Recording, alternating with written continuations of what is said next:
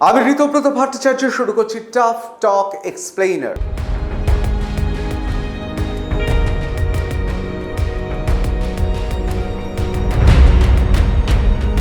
দেখুন, আমাদের ছোটবেলাতে রীতিমতো আমরা উত্তেজিত হয়ে থাকতাম। স্কুলে গিয়ে আমরা যে যার সমর্থ জোর গলা ফাটাতাম।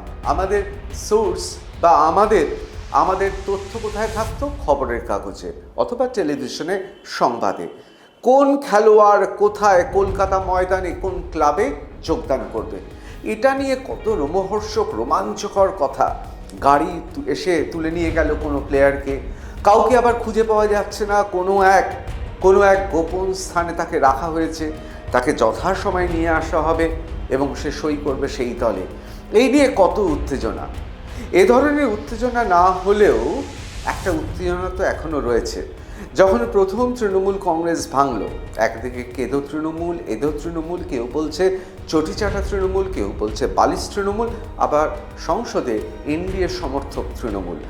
নানানভাবে ভেঙে গিয়েছে তৃণমূল কংগ্রেস। এ নিয়ে কম উত্তেজনা নেই। কোয়েল মল্লিক আমাদের সবার বড় পর্দার অত্যন্ত প্রিয় মুখ ছিলেন। অনেকে বলছেন তিনি শেষ সময় তৃণমূলের রাজ্যসভার এমপি হয়ে তিনি তার নামের সঙ্গে, অর্থাৎ তার যে একটা সুনাম ছিল, সেই সুনামটা অক্ষুণ্ণ হয়েছে।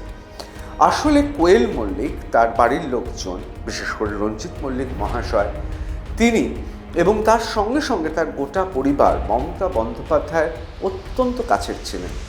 এবং আমরা সবাই জানি, রীতিমতো ভাইরাল হয়েছিল যে কীভাবে ঢালাও সার্টিফিকেট দিয়েছিলেন রঞ্জিত মল্লিক মহাশয় অভিষেক বন্দ্যোপাধ্যায়কে। একবার দেখে নেব।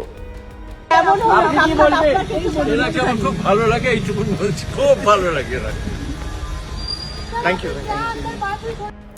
শুধুমাত্র শংসাপত্র বা সার্টিফিকেট দেওয়া নয়, তিনি রীতিমতো ভোটের লাইনে দাঁড়িয়ে এসআইআর এর বিরোধিতা করেছিলেন। এখন তারই সুযোগ্যা কন্যা এবার রাজ্যসভায় ইস্তফা দিয়েছেন এবং ভারতীয় জনতা পার্টি অর্থাৎ গেরুয়া শিবিরে তিনি চলে যাচ্ছেন। এই বিষয়টা নিয়ে মমতা বন্দ্যোপাধ্যায় কি বলছেন? তিনি কি ভেঙে পড়েছেন? তিনি কি ভাবছেন যে আর কতজন যাবে? এক প্রকার অনেকে বলছেন তিনি হাল ছেড়েই দিয়েছেন। কি বলছেন তিনি, একবার শুনে নেব। দেখলাম আর একজন এমপি, চলচ্চিত্র শিল্পী, ভালো শিল্পী, তাকে আমি সম্মান করি, তিনি গেছেন বিজেপির কোনো একটা নেতার সাথে মিটিং করে রিজাইন করতে। আমি আপনাদের জ্ঞাতার্থে বলি, উনি আগেই ইমেল পাঠিয়েছিলেন এবং থ্যাঙ্কস টু হার যে আজকে উনি ফিজিক্যালি জমা দিতে গেছেন। যাদের যাদের যাবার আছে আরও বিজেপির চাপে, পুলিশের চাপে, মাথা নত করার চাপে, কোর্টের চাপে, মানে কেসের চাপে, ইডির চাপে, সিবিআইয়ের চাপে, কোর্ট কেসের চাপে, তারপরে হচ্ছে ভয়ঙ্কর সিআইডি কেসের চাপে, সিবিআইয়ের চাপে, আইসিওসির চাপে, এসটিএফের চাপে, তাদের অনুরোধ করে বলবো, প্লিজ 21শে জুলাইয়ের আগে যার যা সিদ্ধান্ত নেয়, যারা বাঁচতে চান জীবনে লোটা কম্বল নিয়ে, তারা দয়া করে যেখানে ইচ্ছে যান, বিজেপির কথা দয়া করে আমরা যে দলটি তৈরি করেছি তাকে কলঙ্ক লিপ্ত করবেন না। অনেকে বলছেন মমতা বন্দ্যোপাধ্যায়কে আন্ডার এস্টিমেট করা যাবে না, কারণ তিনি এক সময় বামেদের সঙ্গে একা লড়াই করেছিলেন। তিনি কি তাহলে 21শে জুলাইয়ের পর দলটাকে গুছিয়ে নিতে চান? সেটা কি পারবেন?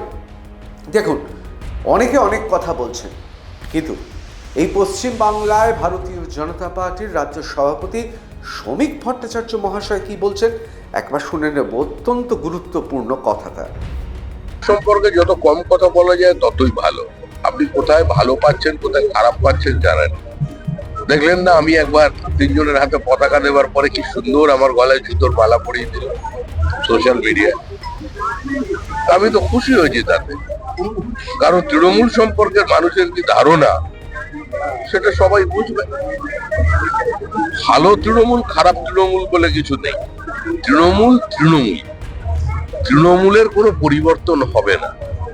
সুতরাং তৃণমূলকে যারা চেনে, তৃণমূলকে যারা জানে, তারা তৃণমূলকে গ্রহণ করেছে, পরীক্ষা করেছে এবং বর্জন করে দিয়েছে। এখন তৃণমূল বলে কিছু নেই। এখন নির্মূল নিয়ে কথা বলুন, তাহলে চলবে। তৃণমূল নেই, তৃণমূল শেষ।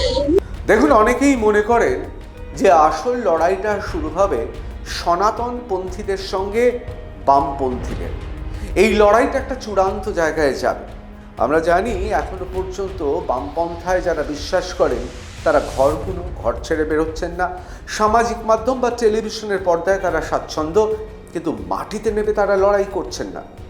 অনেকে একসময় বলতেন যে এই পশ্চিমবাংলার ডিএনএতে নাকি বামপন্থীরা রয়েছে, ভারতীয় জনতা পার্টির কোনো স্থান নেই। কিন্তু দেখুন, যেভাবে তৃণমূল কংগ্রেসকে তাড়াতে এবং ভারতীয় জনতা পার্টিকে হিন্দু সনাতনীরা এবং এমনকি নিরপেক্ষ মানুষজন সমর্থন করেছে, এখন আর কার্যত এ কথা বলার কোনো জায়গাই নেই।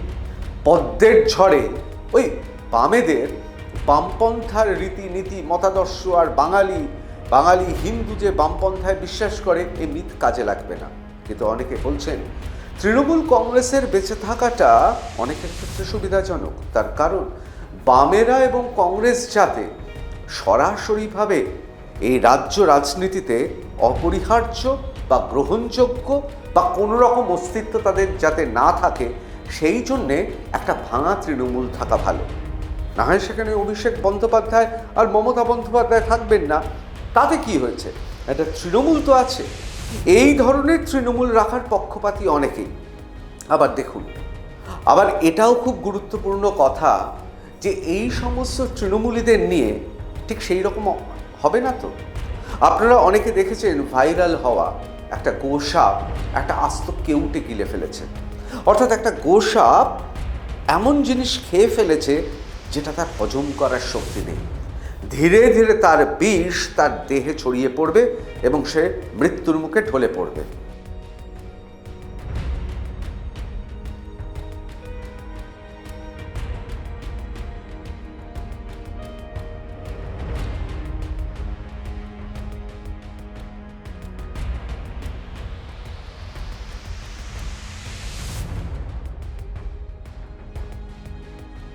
এ ধরনের অবস্থা হবে না তো।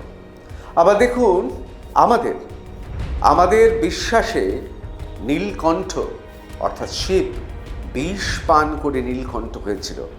এখন এ রাজ্যে ভারতীয় জনতা পার্টি কি হবে সেটার উত্তর দিতে পারবে একমাত্র মহাকালী।